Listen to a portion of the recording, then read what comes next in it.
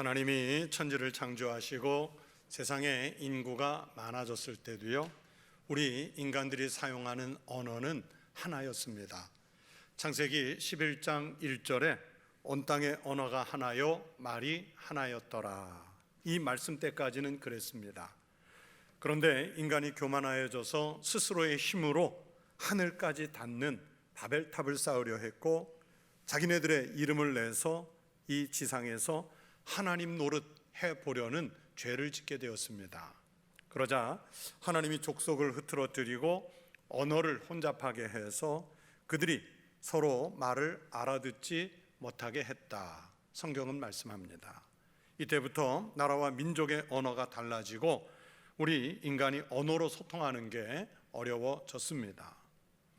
그런데 사도행전 2장에 와서 예수님께서 부활하시고 또 승천하신 다음에 오순절 날에 성령의 은혜로 그리스도인들이 방언을 말할 때 세계 각국에서 온 사람들이 각각 자기네 나라 말로 하나님의 큰 일에 대해서 말씀하는 것을 듣게 되었다, 그렇게 기록하고 있습니다. 기적이에요. 인간의 죄로 막힌 소통이 성령님으로 다시 소통하는 기적이 일어났습니다. 하나님의 역사가 제대로 임하면 그렇게 통하는 것입니다. 우리가 대림절 넷째 주를 맞았습니다. 이제 이번 주 토요일이 우리가 기다리던 성탄절이지요. 우리는 왜 예수님을 기다리고 예수님은 또 왜 사람의 몸을 입고 성육신해서 이 세상에 오셔야만 했을까요?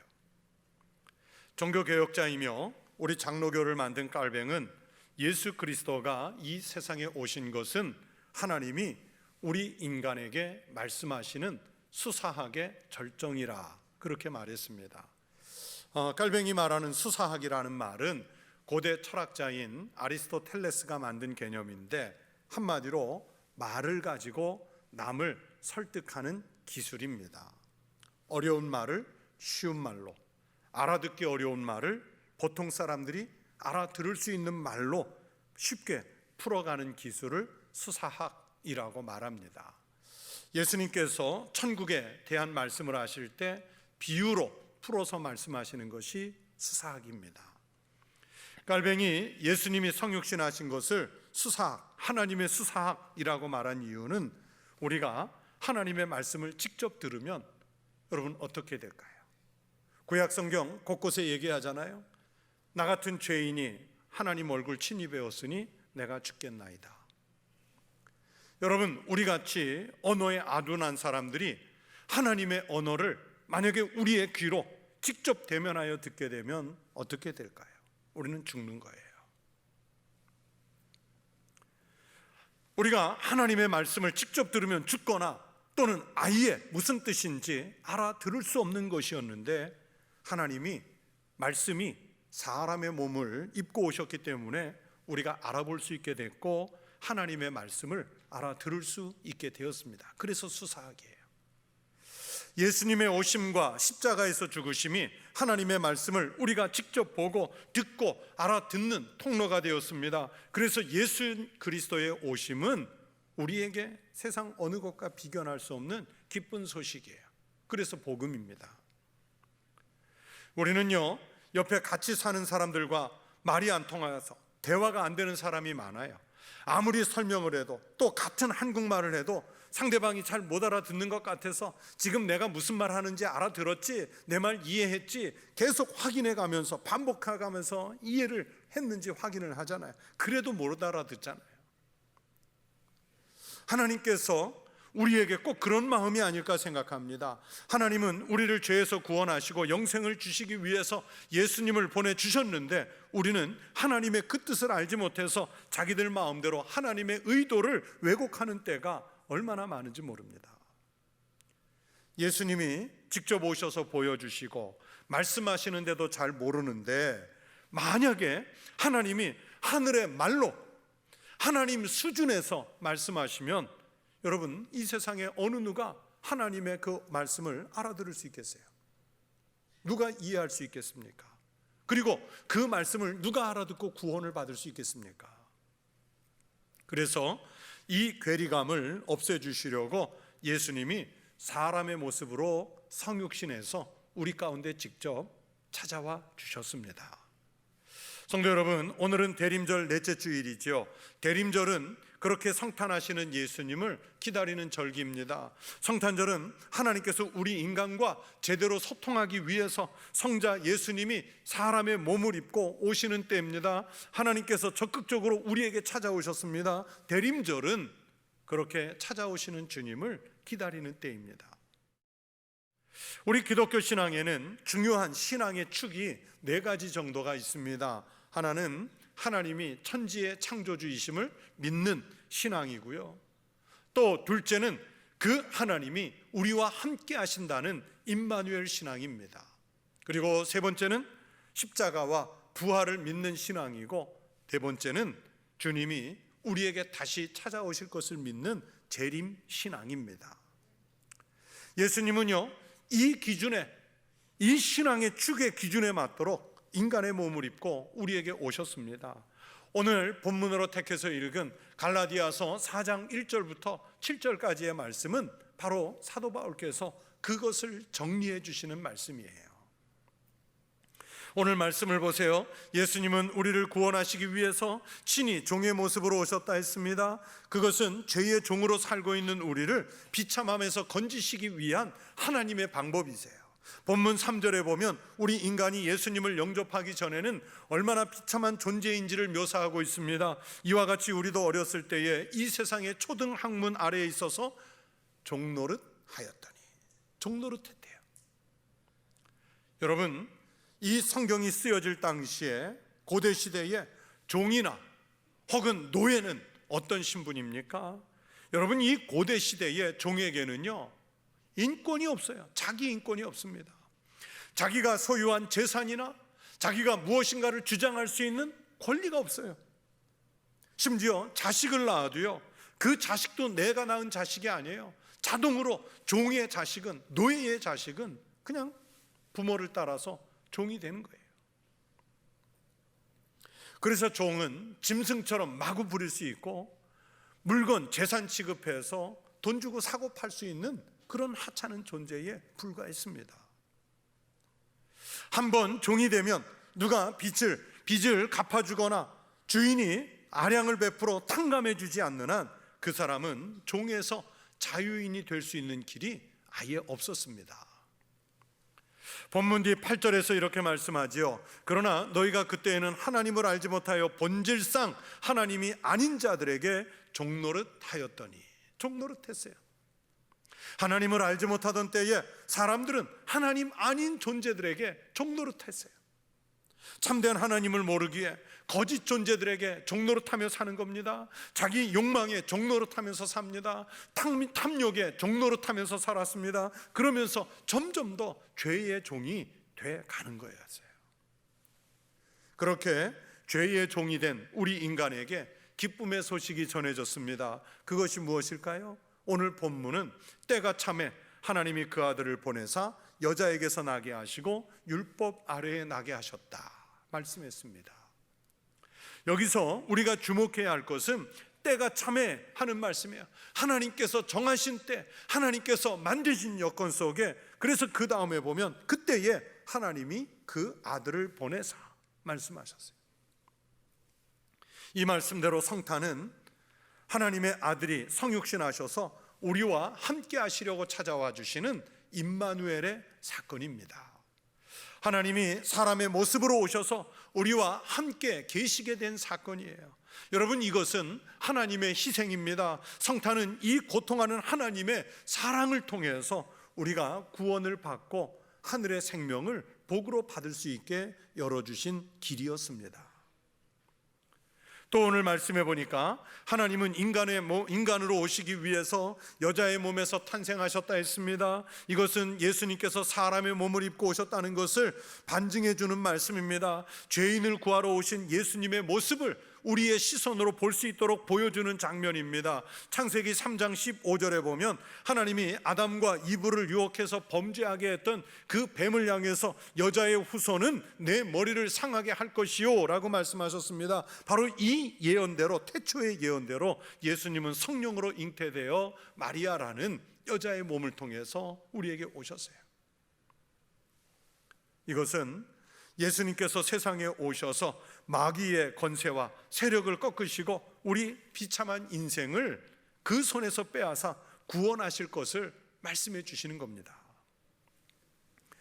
예수님이 사람의 몸을 입고 오셨기 때문에 누구보다도 우리의 고독과 아픔을 알아주세요. 또 우리의 슬픔과 고통을 알아주세요.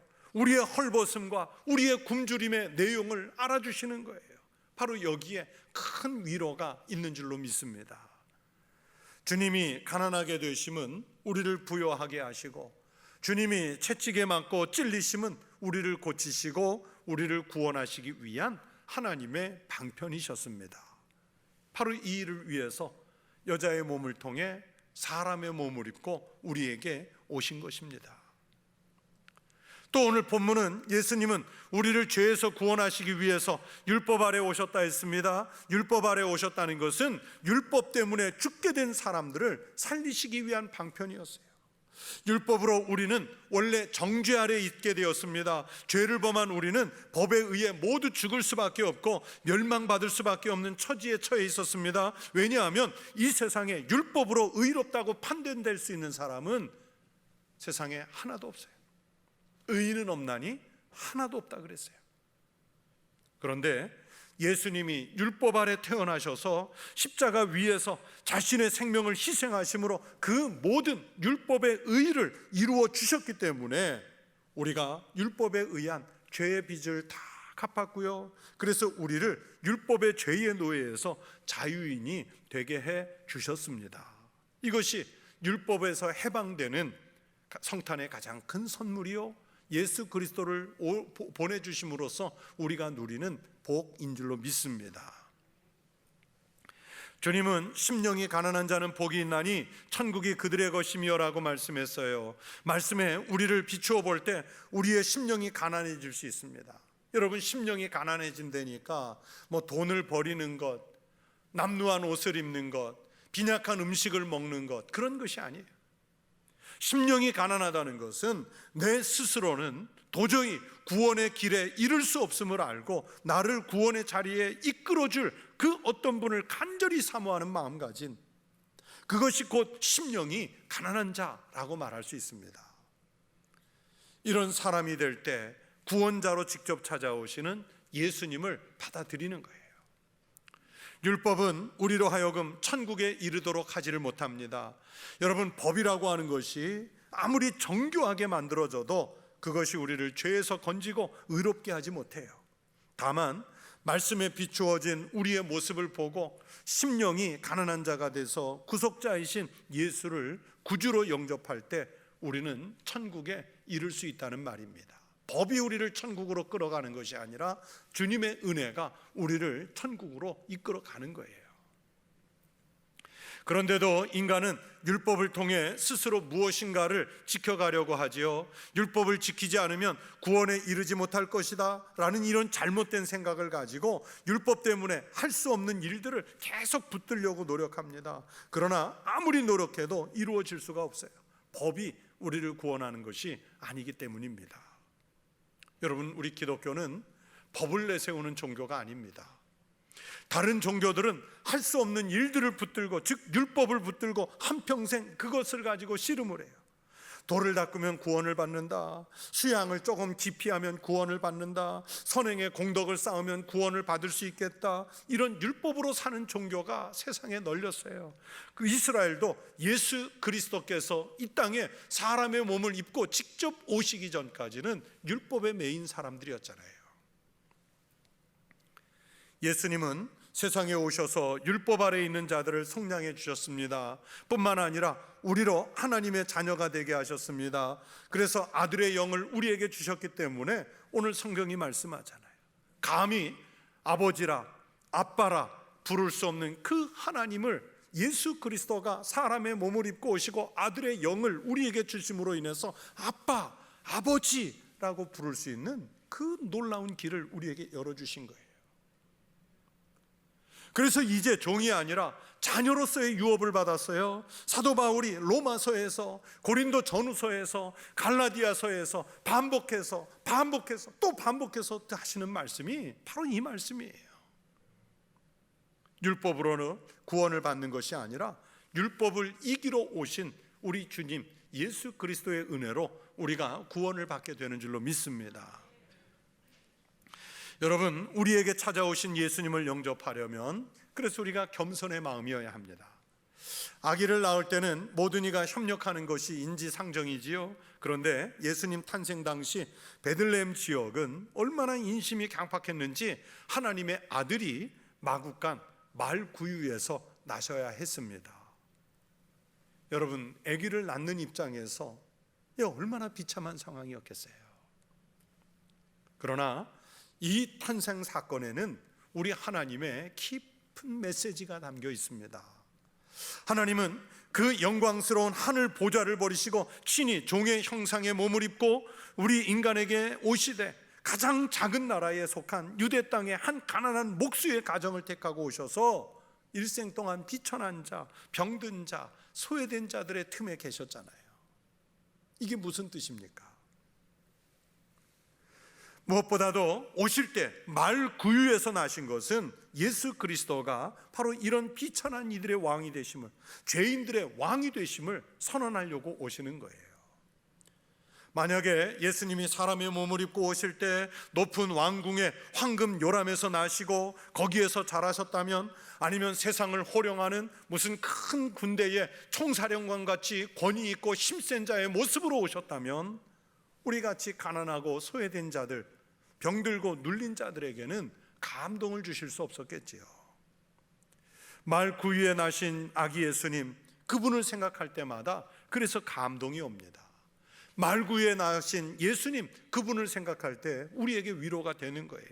말구유에 누우심으로 그는 가장 비천한 자들에게 수고하고 무거운 짐진 자들아 다 내게로 오라, 내가 너희를 쉬게 하리라, 이 초청장을 그래서 보내실 수 있었던 것입니다. 그렇습니다. 인간은 강한 자리에 있을 때는 결코 주님 의지하려고 하지 않아요. 세상에서 모든 것이 풍부하고 강하고 넉넉하고 부족함이 없는데 예수님 안 찾아도 된다고 생각하죠. 그러나 사람이 병들고 지치고 외롭고 허무해지면, 소외감을 느끼면 그때 이제 주님이 생각이 나는 거예요. 여러분, 삭개오의 경우를 생각해 보세요. 삭개오는 오직 그의 마음이 출세욕과 재물에 대한 욕구로 가득 찰 때는 예수님 찾지 않았어요. 그러다가 자신이 유대인으로서는 상당히 높은 자리까지 출세를 하고 상당한 재산을 모았지만 여전히 마음에는 평화가 없었어요. 평안이 없었습니다.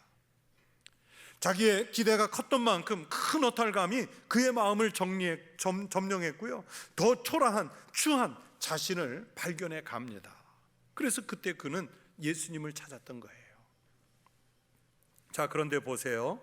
그 비천한 마음에 예수님을 영접하니까 거기에 놀라운 삶이 이루어지지 않습니까? 인생의 반전이 일어나요. 손가락질 당하던 인간이 주님의 칭찬을 받는 인생이 됩니다. 인색하던 인간이 주님을 영접하니까 베푸는 사람이 됩니다. 예수님을 맞이하기 전과 예수님을 맞이한 후의 삶이 전혀 다른 내용의 삶으로 변하는 역사를 일으키지 않습니까? 여러분, 예수님이 오시면 세상의 것이, 세상의 사람이 그렇게 변합니다. 예수님 탄생하실 때 말에 먹이를 놓아주던 여물통에 그 지저분하고 그 냄새나고 그 추한 여물통에 아기 예수님이 누우니까 여러분, 그곳이 영광스러운 곳이 되잖아요. 그 비천한 장소로 동방박사들이 약대를 타고 와서 귀한 예물을 드리며 예수 그리스도를 아련하지 않습니까? 아기 예수님이 탄생하여 누우신 곳은 세상 인간의 시각으로는 너무 비천한 곳이지만 하늘과 땅이 연결이 되는 가장 영광스러운 곳이 됐습니다. 그것은 역사 속에서 가장 주목받는 곳이 됐고 지금도 수많은 순례자들이 찾는 곳이 됐습니다. 그렇습니다. 예수님을 모시면 이렇게 비천한 것이 변하여 영광이 되는 줄로 믿습니다. 어둠이 변하여 빛이 납니다. 죄인이 변하여 의인이 되고 절망이 변하여 소망이 되고 영원한 저주가 변하여 영원한 복이 되는 줄로 믿습니다. 그러니까 지금까지 알고 살던 모든 것이 변하는 역사가 예수 그리스도가 오실 때 일어나는 역사예요. 서울대학교 철학과를 나와서 감리교 신학대학원을 다니면서 목회자가 되고 싶었던 이상봉이라는 분이 있습니다. 제가 아주 오래전에 이분의 감옥에서 만난 예수라는 책을 읽은 적이 있는데, 이분이 어떤 사건에 휘말려서 우여곡절 끝에 감옥에 가게 됐고요. 그리고 그 감옥에서 몇 년 수감 생활하는 동안에 이론으로 알고 머리로만 알았던 그 예수를 이제 그 혹독한 고난 속에서 만나게 됐다 하는 내용을 썼어요. 명문대학교를 나와서 신학대학원을 갔으니까 교회 사람들은 야, 반듯한 청년이다, 예수 잘 믿는다, 훌륭한 목회자 되겠다 그랬는데, 감옥에서 성경을 읽으며 생각하니까 예수를 머리로만 만났던 거예요. 예수를 이론으로만 알았던 거예요. 그러다 이제 가슴으로 예수를 직접 영접하고 이제는 지금까지와는 다른, 전혀 다른 삶을 살아가는 자신의 이야기를 쓴 거예요. 이런 분들은 그래도 양반에 속하고요, 온 세상이 손가락질하고 지탄하는 범죄자인데, 사형수인데 수감 생활을 하면서 예수님을 만나 전혀 새로운 삶을 산다는 간증을 우리는 많이 접하지 않습니까? 그렇다고 우리가 예수 잘 믿기 위해서 감옥에 한 번씩 다녀오자, 그 얘기는 아니에요. 그만큼 예수님을 만나면 그런 사람들의 삶이 바뀐다, 변화가 일어난다는 것을 말씀드리는 거예요. 그렇게 예수님을 영접하면 전혀 새로운 인생이 됩니다. 여러분은 예수님을 영접하셨는지요? 여러분은 여러분이 믿는 예수님으로 인해서 과연 변화가 일어났는지요? 아직도 변화되지 못한 분들이 있다면 이번 대림절과 성탄절을 통해 이 변화의 기회를 삼는 믿음의 성도 되시기를 축원합니다. 사랑하는 성도 여러분, 여러분 마음속에 있는 교만이나 세상의 욕망, 자랑들을 비워보십시오. 또한 여러분의 마음속에 있는 죄나 열등의식, 낙심이나 절망 등 비천함들을 부끄러워하지도 마십시오. 내 누추한 모습 이대로 주 앞에 나가서 마음의 문을 열시고 이 냄새나는 말구유 같은 내 마음에 예수님을 영접해 보세요. 주님, 나같이 썩은 죄인의 심령 속으로라도 주님을 모셔드리길 원합니다. 찾아와 주십시오. 그렇게 고백하세요. 그러면 우리 주님은 우리의 심령이 말구유 같이 더럽다고 외면하시는 것이 아니라 지체 없이 우리의 이 구유 속에 들어오셔서 우리의 비천한 삶을 영광스러운 삶으로 변화시켜 주시는 역사를 일으키실 줄로 믿습니다. 성도 여러분, 하나님은 우리를 사랑하셨습니다. 그리고 택해 주셨습니다. 그리고 우리에게 이 하나님의 말씀을 선물로 주셨습니다. 이 말씀은요, 우리를 올가매려고 주시는 것이 아니라 이 말씀을 통해 우리가 죄인임을 깨닫고 정말 심령이 가난한 자로서 구원함을 얻기 위해 마음으로 주셨습니다. 이 땅에 이미 오신 예수님, 그리고 앞으로 다시 재림하실 예수님, 언제나 찾기만 하면 내 가운데 오셔서 나와 함께 하시는 예수님, 그분이 바로 우리의 구주가 되셔야 할 줄로 믿습니다.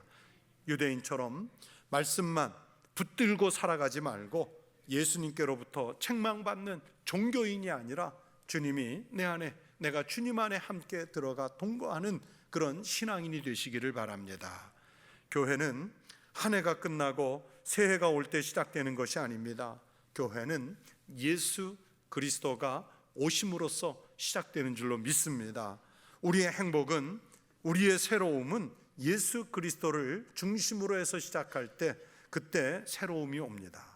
말씀으로 우리 가운데 오셔서 우리 구주 되신 예수가 누구인지를 다시 깊이 생각해 보시고 그분이 왜 오셨는지 깨달을 때 새로운 시간의 선물은 우리의 것이 될 줄로 믿습니다.